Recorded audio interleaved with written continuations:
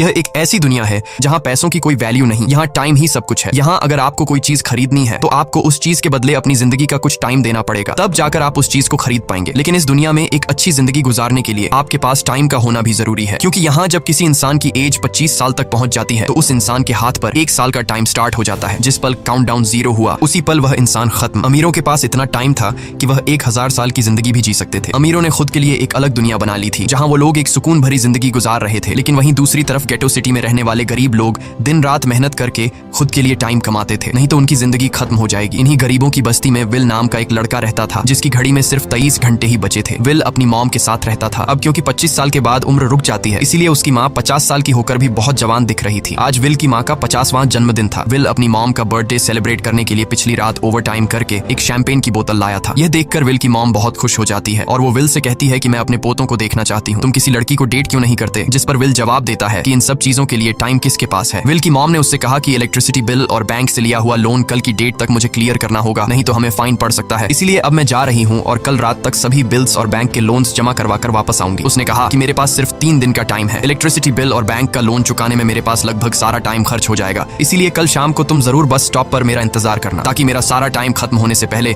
मैं तुमसे कुछ टाइम ले सकूं। इस पर विल ने कहा ठीक है, मैं टाइम पर पहुंच जाऊंगा। जाने से पहले विल की माँ विल के हाथ को छूकर उसकी बॉडी में 30 मिनट ट्रांसफर कर